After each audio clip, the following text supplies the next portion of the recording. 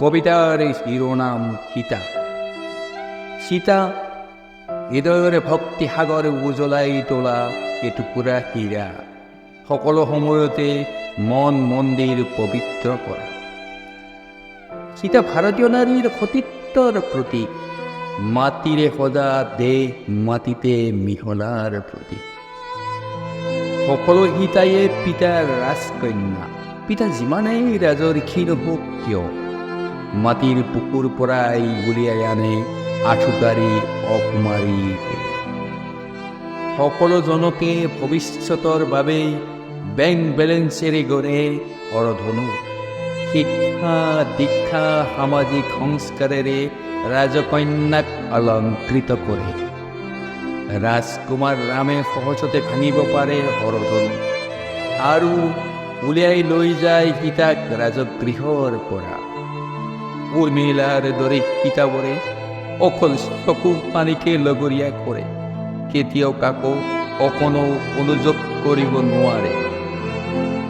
স্বামী ধৰ্মই আজিও প্ৰতিজনী সীতাৰ ধৰ্ম।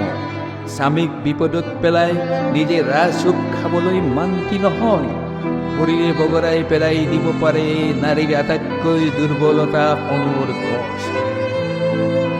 আজিও কোনো অকলশৰীয়া সীতাই কেতিয়াও কোনো কাৰণত প্ৰলোভিত নহয়, বৰং শত্ৰুৰ পদমৰ্যাদা হানি কৰে, নিজৰ অসীম সাহস আৰু নাৰীত্বৰে জয় কৰে ৰক্ষক দাস দাক্ষিণীৰ মন। যিমান অন্ধকাৰে আৱৰা ঘোৰ অৰণ্যতো সীতাৰ মনত একমাত্ৰ ৰামে বাস কৰে। স্মৃতিৰ ৰামে আজিও বনবাসী সীতাসকলক সকলো সময়তে সজীৱ কৰি ৰাখে, সকলো কৰিবলৈ প্ৰস্তুত হৈ থাকে।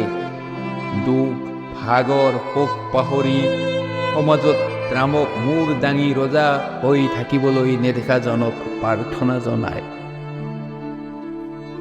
আজিও কোনো সীতাই অকল সহ্য কৰিব নোৱাৰে কোনো মিছা অপবাদ।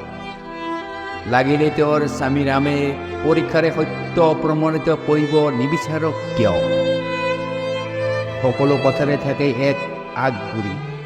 কেতিয়াবা এনেকুৱা সময় আহি যায়, নিজৰ সতীত্ব নাৰী নিজে প্ৰতিপন্ন কৰিব লাগে। এয়াই হ'ল সীতাৰ আত্মবলিদান। প্ৰতিজনী সীতাক প্ৰতি মুহূৰ্ততে মাটিৰ সীতা গঢ়ি তোলাৰ হুংকাৰ। সীতা ভাৰতীয় সংস্কৃতি, পৃথিৱীৰ ভিতৰতে বিৰল এক পিছ